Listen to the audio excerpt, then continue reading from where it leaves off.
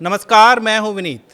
अगर आप अपनी ड्रीम कार खरीदने की योजना बना रहे हैं तो यह वीडियो आपके लिए काफ़ी महत्वपूर्ण है। हम आपको इस वीडियो में बताएंगे कि जीएसटी की नई दर लागू होने के बाद आपकी पसंदीदा कार कितनी महंगी या सस्ती हो जाएगी। सबसे पहले जानते हैं कि जीएसटी की नई दरें क्या हैं। नई दरें में जीएसटी को दो श्रेणी में बांटा गया है।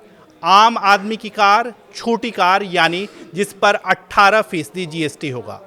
दूसरी कार लग्जरी कार होगी जिस पर 40% जीएसटी होगा। मैं आपको बताना चाहूंगा कि पहले 28% जीएसटी लगता था, जिसे घटा करके छोटी कारों पर 18% कर दिया गया है। बड़ी कारों पर 40% यानी लग्जरी कारों पर 40% जीएसटी लगेगा। वहीं बाइक की अगर हम बात करें तो 350 सीसी से कम की बाइक पर 18% का जीएसटी लगेगा और इसकी बात जो है वो हम अंत में करेंगे। अब हम जानते हैं कि आम आदमी की कार यानी छोटी कार और लग्जरी कार में अंतर क्या होता है। छोटी कार की बात करें तो जिसकी लंबाई 4 मीटर से कम होती है और इसकी इंजन की क्षमता पेट्रोल में 1200 सीसी से कम और डीजल की अगर हम बात करें तो 1500 सीसी से कम होती है। जबकि लग्जरी कार वैसी कार होती है जो दमदार होती है, जिसमें इंजन पावरफुल होता है और इसकी लंबाई जो होती है वह 4 मीटर से अधिक होती है।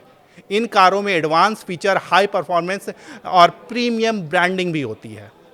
मोटे तौर पर बात करें तो एक अनुमान के अनुसार जीएसटी लागू होने के बाद छोटी कारों में अगर हम बात करें तो लगभग 30,000 से लेकर के 60,000 तक सस्ती हो सकती है।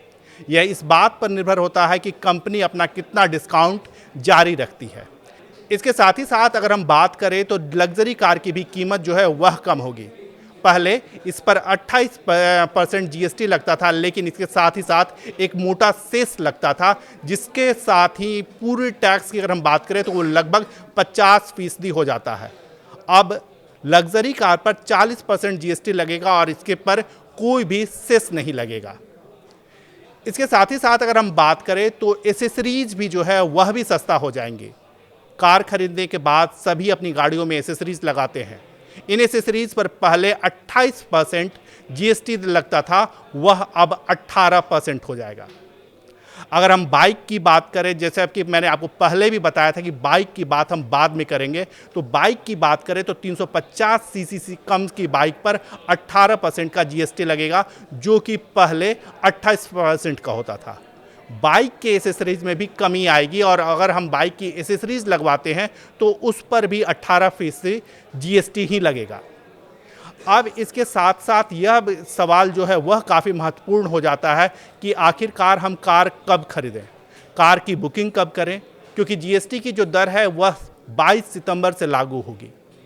नई कार का अगर हम नई जीएसटी का फ़ायदा अगर हम लेना चाहते हैं, कम कीमत पर कार खरीदना चाहते हैं, तो 22 सितंबर के बाद ही अगर हम कार खरीदते हैं तो हमें इसका फ़ायदा मिलेगा।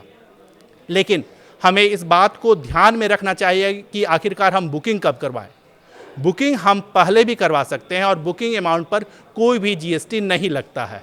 बस हमें यह ध्यान रखना चाहिए कि डिलीवरी हमें 22 सितंबर या उसके बाद लेना है, ताकि जीएसटी का जो नई जीएसटी का फ़ायदा जो है वह लिया जा सके। इसके साथ ही साथ मैं आपको यह भी सलाह दूंगा कि जीएसटी 22 सितंबर को नई दर भले ही लागू हो रही हो, लेकिन हम इसकी बुकिंग पहले भी करवा सकते हैं, ताकि अगर हम 22 सितंबर के बाद, हो सकता है कि अगर हम 22 सितंबर या उसके बाद बुकिंग करवाने जाएं तो वहां पर बहुत अधिक लोग जो है वह बुकिंग करवाने आएंगे, जिसके कारण मनचाहे मॉडल और कलर या फिर हम कह सकते हैं जो हमें मॉडल चाहिए या जो कलर चाहिए वह नहीं मिल सकता है। तो इन बातों का ध्यान रखिएगा।